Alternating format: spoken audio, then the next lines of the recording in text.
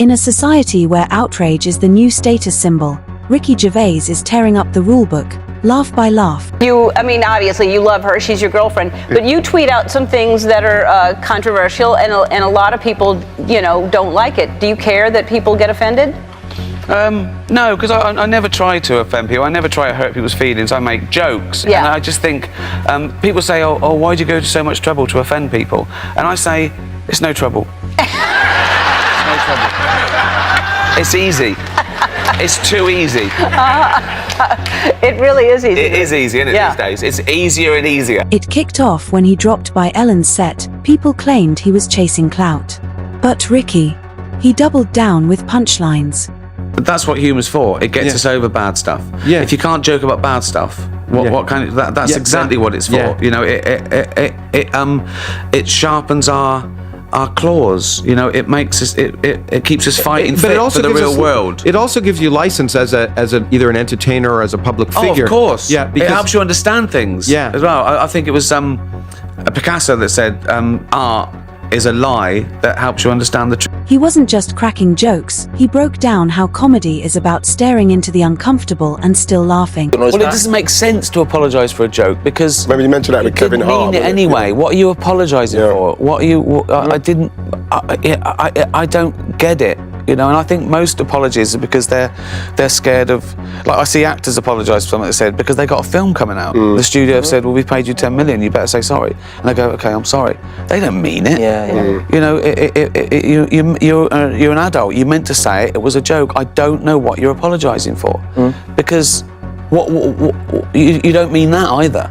You just mean, "Oh, let me carry on." You don't really mean, "I'm sorry for saying it." You mean, "Please let me carry on." Right. Called divisive, Ricky doesn't flinch. He flips it, being bold doesn't make you bad. So you just said now, stand-up's great because there's nobody interfering, and you're obviously renowned for speaking what you think, and you're probably one of the most controversial comics out there.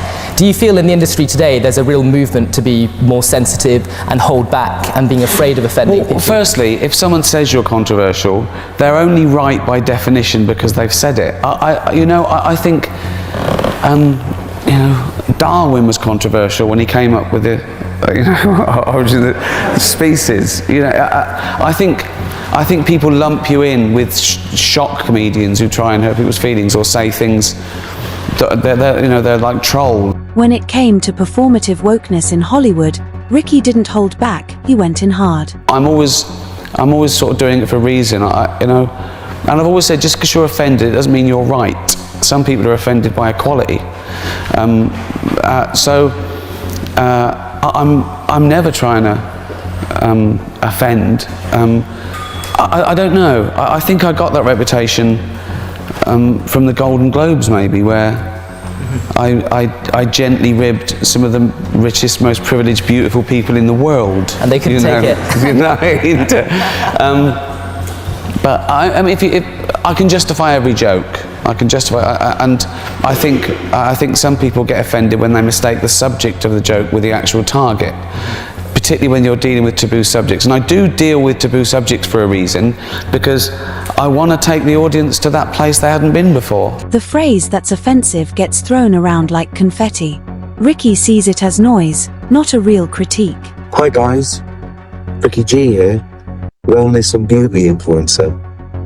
As a celebrity, I know all about stuff, like science and politics. So trust me when I tell you who you should vote for. If you don't vote the right way, that's like a hate crime. It makes me sad and angry, and I'll leave the country. And you don't want that. And yep, someone brought up The Office. Could it exist now?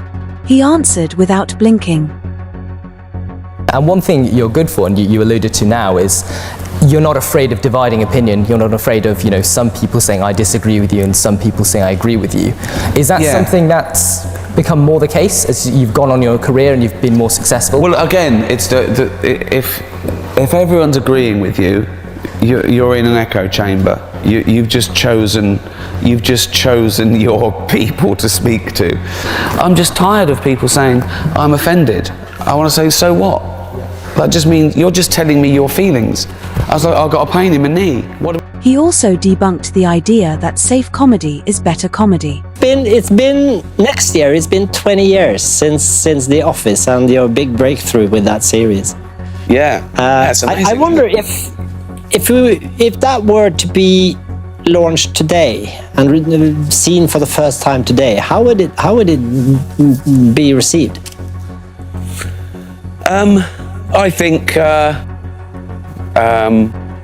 it would be received the same way, but there'd just be more complaints, because that's some people's job nowadays, is to complain and be heard and be offended and try to get things cancelled.